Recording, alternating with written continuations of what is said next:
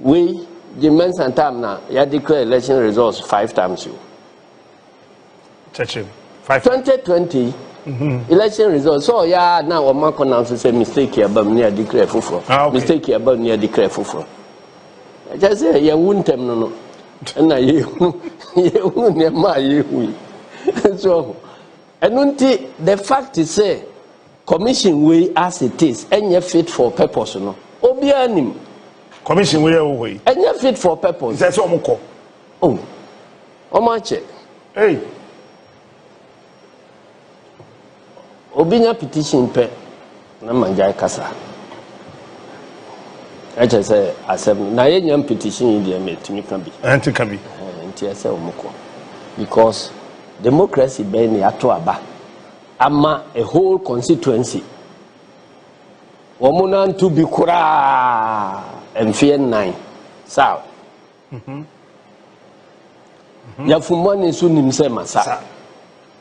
And every voter region, sometimes Greater Accra, and also ultimate declare results. Kwanye faso e declare sanye may e solve problem bia we electoral system. So wo nipa wo mo adwene da ho a wo mpese wo de emraya adwuma. Ayi bia ni ho a election bia ni ho a ebe statement say ultimate declare.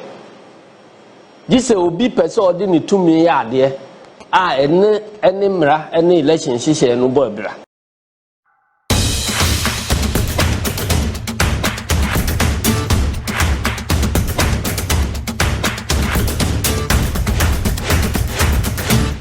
Available communication made to the House.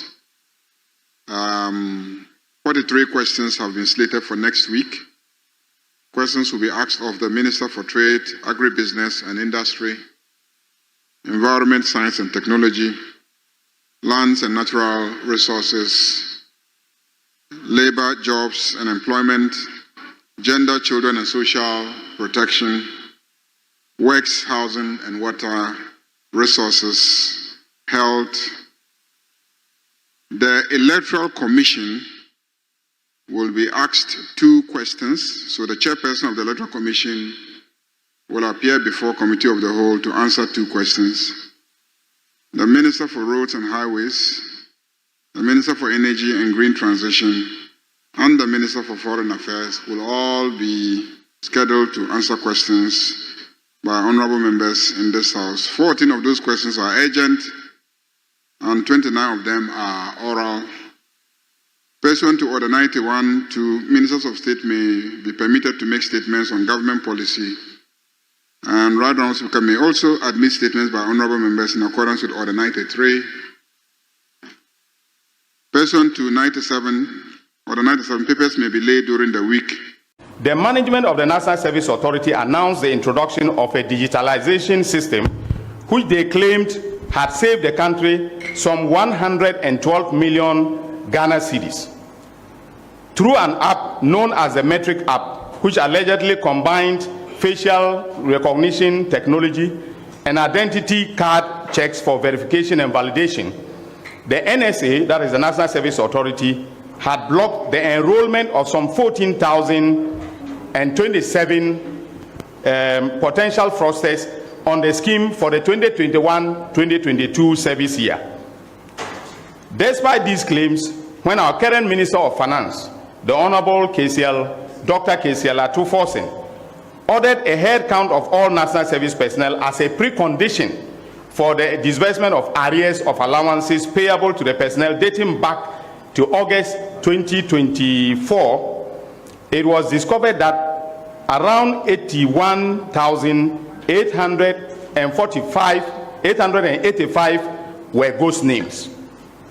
Our investigations have revealed a sprawling criminal enterprise whose network covers the entire country. This criminal enterprise was run by top-level executives of the National Service Authority and their accomplices in the private sector, known as vendors or service providers. This criminal enterprise resulted in the siphoning of huge sums of public funds into private pockets. In total, we can confirm from our evidence on the docket and from interrogations that a whopping 500 363,542 cedis and 65 pesos. That's how 962 cedis and 24 pesos was lost. In the 2020-2021 service year, 55,670,584 cedis and 32 pesos was siphoned. In the 2022-2023 service year, this is the one that is more surprising and very shocking. 350,926,977 cedis and 7 pesos were lost. No, 12 pesos was lost to the state. And then for the 2023-2024 service year, 32,881,157 and 7 pesos was lost to the Republic.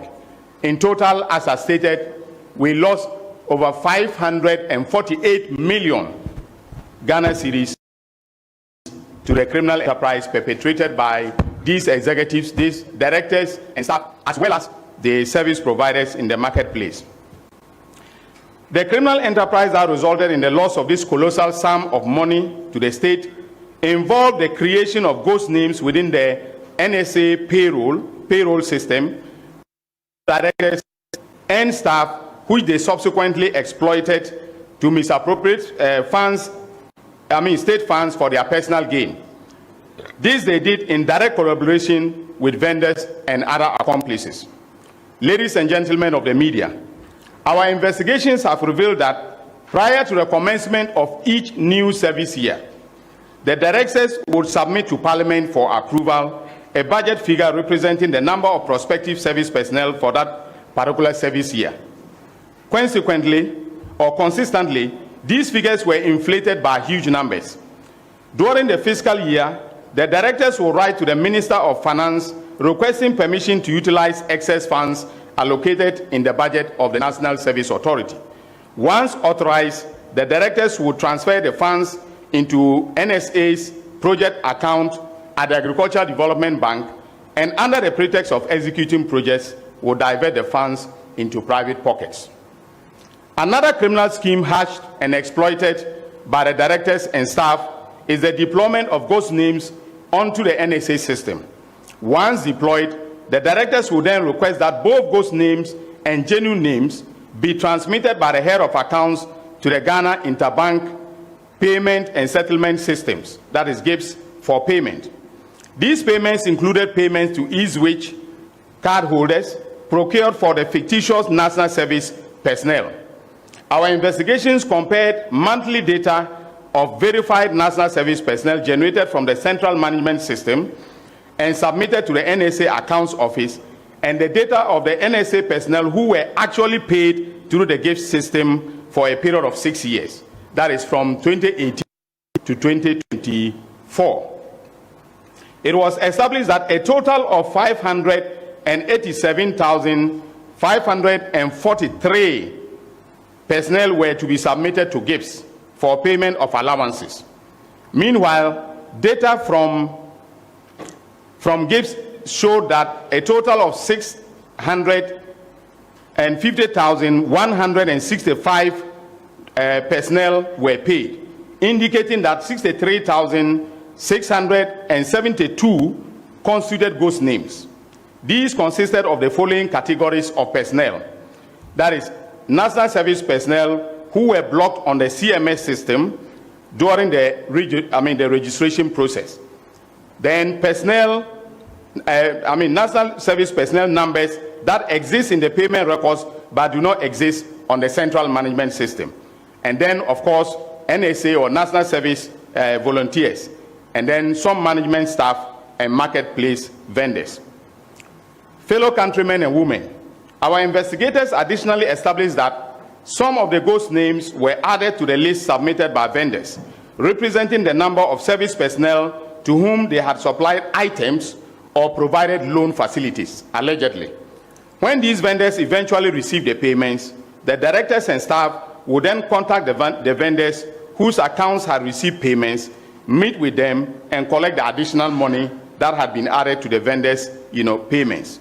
For instance, we have conclusively established that after collecting these funds, some of the suspects, such as Gezi, Nyako, and Othing, handed them over to suspect Osei Asibe Entry in cash, and on some occasions deposited the cash into his bank account.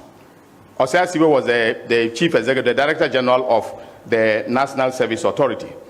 Some directors, such as Gifty Owari Mensa, created and executed a meticulously detailed plan using NSP, National Service Personnel Allowances, as security to obtain a loan of 30,698,218 cedis, 69 pesos, from the Agricultural Development Bank, ADB, at an interest rate of 23%. She achieved these results by using other people's information to register a company called Blocks of Life Consult without their knowledge or permission. Subsequently, she presented Blocks of Life Consult through a middleman in the person of Maxwell Akwesi Ofori-Minta to an official of the Agricultural Development Bank, and enlisting her husband, Mr. Peter Mensa, a lawyer, to act as one of the directors or representative of the said company. She told ADB that the company specialized in supplying home appliances to national service personnel and proposed that ADB finance the company to enable it to supply these items on hire purchase basis to the service personnel, with the NSA being responsible for handling the deductions and repayments. During the period, suspect Gifty was the acting director, Gifty Owari Mensa was the acting director of the authority. However, on the marketplace of the authority, there was no indication that Blocks of Life was a registered vendor. Within 2 service years, suspect Gifty Owari Mensa used a total of 9,934 ghost names to misappropriate the aforementioned funds. Investigation further established that after ADB transferred the funds into the account of the company, she subsequently transferred the funds into 4 different company accounts with the names of Amiacom, Scaffold, Oche, and Aristo Logistics and Trading. It was further established that suspect Gifty is a director of Amiacom, and Scaffold Company Limited belongs to suspect Abraham Gezi. That between 3rd March 2023 and 24th May 2024, suspect Gifty transferred 22,925,518 Ghana cedis and 69 pesos to Amiacom, 1 million Ghana cedis to Scaffold, 1,572,000 Ghana cedis to Oche, and 5,200,000 Ghana cedis to Aristo Logistics and Training. We have this on record. We have all the bank details. We have everything, in the docket. Investigations, however, established that Eric Nyako, from 2017 until April 2024, and Idrisu Ibn Abubakar, April 2024 to December 2024, were responsible for preparing and transmitting NSP payroll data to GIPS for payment of allowances with the approval of the former NSA Director Generals, Mustafa Yusuf, who is now an MP, Gifty Owari Abuaji, acting from February 2021 to September 2021, and Osei Asibe Entry, September 2021 to January 2025. Without their explicit authority, nothing was possible. In other words, all these transfers could not have taken place without the authorization of the chief executive officers and or the director general, depending on the nomenclature that was used to describe their roles. 2023 service year, a total of 8,256,000 Ghana cedis was deposited into an Eastwich account numbered 1177042059, which is registered in the name of suspect Osei Asibe. Investigations show that he personally received these funds. During a search at his residence, the aforementioned Eastwich card was found, and we intend to tender it in evidence during the course of the trial. Ladies and gentlemen of the media, our investigations further revealed that another suspect, Haruna Maulaya of Al-Faida Ventures, a vendor in the marketplace, received a total of 21,306,272 Ghana cedis and 43 pesos into his account from 2017 to 2024. Suspect Rose Hamilton of Marine Ventures received a total of 50,750,923 Ghana cedis, 15 pesos into her account from 2017 to 2024. Suspect Isaac Asamani of Option Buy Ventures received a total of 11,458,686 Ghana cedis, 90 pesos into his account from 2027 to 2024. A total payment of 167,554,398 cedis and 50 pesos was made into the account of a savings and loan company, a savings and loan entity between 2019 and 2024. Suspect Sylvia Opari of Silsona, the names of the companies are very interesting. Silsona Ventures received a total payment of 10,746,634 Ghana cedis and 41 pesos into her account from 2021 to 2024. So Jacob Yorsin of Inyasampo Ventures received a total payment of 19,199,638 Ghana cedis and 57 pesos into his account from 2021 to 2024.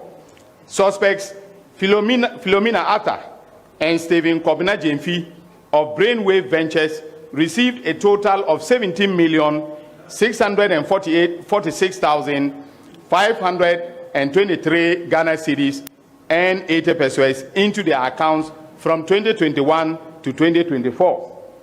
Suspect Solomon Jomina of Alpharita Ventures received a total payment of 8,236,019 cedis and 67 pesos into his account from 2021 to 2024. Suspect Charles Ahiming of GH Ohetech Ventures received a total payment of 14,235,118 Ghana cedis and 14 pesos into his account from 2022 to 2024. Suspect Kweku Opari Agofa and Prince Agofa Awoku of Fralisa Ventures received a total payment of 9,011,164 and 35 Ghana cedis into their accounts from 2023 to 2024. However, none of the aforementioned vendors provided evidence to the investigative team or to myself to prove that the amounts of money they received corresponded to the items supplied or the loans supposedly made to the National Service personnel. Ladies and gentlemen of the media and my fellow countrymen and women, having concluded our investigations, we'll be filing charges against 12 suspects who worked as directors and staff of the NSA. I've already listed them, but for the abundance of doubt, let me mention them again. These are Mustafa Yusuf, a former executive director, Osea Sibe Entry, former Director General. Give to Owari Mensa, former Deputy Executive Director. Oinian, former Deputy Executive Director for Operations. Abraham Bismarck Gezi, former Internal Auditor. Kweku Dechi Eje, an Accounts Officer. Idrusu Ibn Abubakar, former Head of Accounts. Stephen Kobina Jemfi, we have asked that he should be rearrested because we've discovered some new accounts that, contain some deposits, and so he was picked up this morning. So he is currently he's undergoing further interrogation. Koforidua, he's a Koforidua director, then Prince Agbofa Ewuku, a district director, and Jacob Yorsin, Management Information Systems Administrator in the Northern Region. We will also file charges against the following persons who are vendors on the marketplace on the Central Management System of the NSA in the Eastern, Greater Accra, and Ashanti regions. Isaac Osei Asamani, the owner of Stalwart Option Buy Ventures.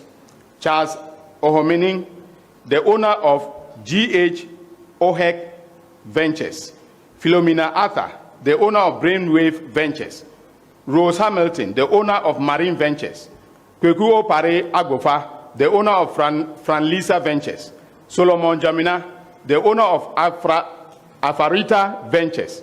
Haruna Mawulaya, the owner of Alfaida Enterprise. Sylvia Ntriwa Opare, the owner of Silsona Ventures. And then Peter Mensa, a legal practitioner and the husband of Gifty Owari Mensa. We have made the decision to enter into non-prosecution agreements with some of the persons who were involved in this criminal enterprise, especially the vendors, and these have agreed to provide compelling testimonies as witnesses for the prosecution. In this regard, we have agreed not to disclose their names or their details at this press briefing as part of the NPA, that is a non-prosecution agreement. Because this is going to inure to the efficiency of the prosecutions that will be mounted. And in every prosecutorial decision making, we have the discretion to take decisions that will inure to the benefit of the Republic. And we have decided in the office, together with the investigators, that some of the marketplace vendors and some other directors and staff who came to us may be serving as prosecution witnesses. Some of them offered to be prosecution witnesses, and we rejected their offers. They came, met with my deputy, we evaluated the evidence and thought that it will be inimical to the entire prosecutorial enterprise if we accepted their